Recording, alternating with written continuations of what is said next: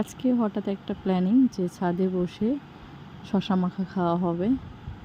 বেশি কিছু ইনগ্রিডিয়েন্টস না, সামান্য কিছু ইনগ্রিডিয়েন্টস নিয়ে শশা মাখাটা তৈরি করা হয়েছে। আসসালামু আলাইকুম এভরিওয়ান, সবাই কেমন আছেন? নতুন আরও একটি প্রসেস সহকারে আমি স্বাগতম।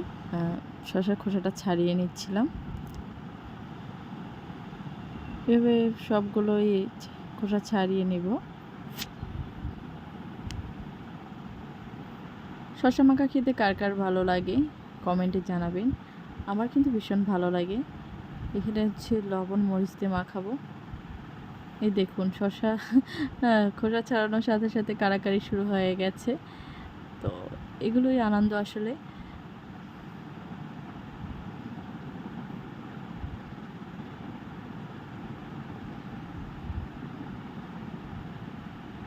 তো এইভাবে আমি হচ্ছে খোসাগুলো ছাড়িয়ে নিচ্ছিলাম প্রত্যেকটা।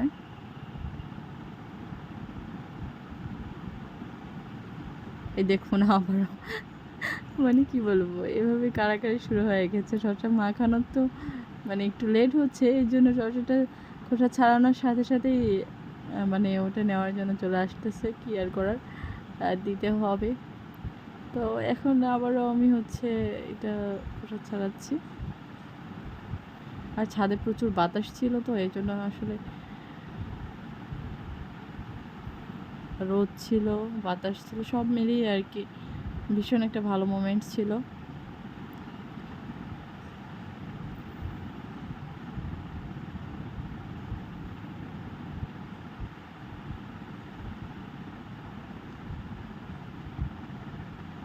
তো এইভাবে প্রসেস সহকারে সকল শসার খোসা ছাড়িয়ে নেওয়া হচ্ছে।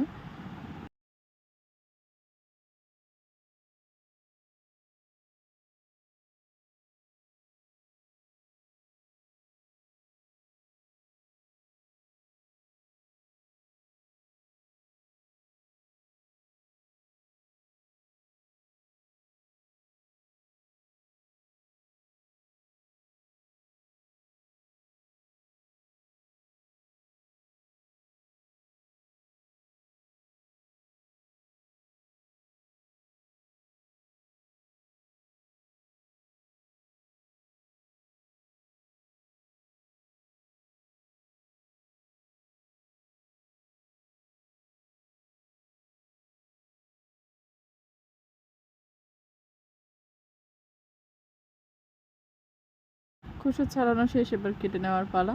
তো এইভাবে 4 ভাগ করে কেটে নেওয়া হচ্ছে।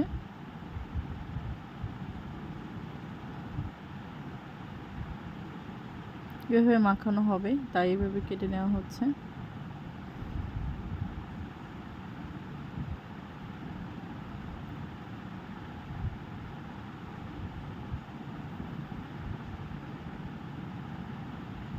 এখন এটা ধুয়ে নেওয়া হচ্ছে ভালো করে।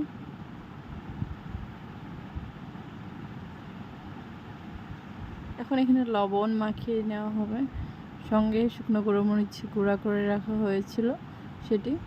তো বেশি কিছু ইনগ্রিডিয়েন্টস দেওয়া হয়নি, লবণ আর মরিচ দিয়ে মাখানো হয়েছে। এতেই মানে কি বলবো, কাড়াকাড়ি শুরু হয়ে গেছে। পরবর্তীতে আরও একদিন বেশি ইনগ্রিডিয়েন্টস দিয়ে আমরা মাখিয়ে খাবো। তো আজকে একটু তাড়াহুড়োর মধ্যেই এভাবে মাখিয়ে নেওয়া হয়েছে।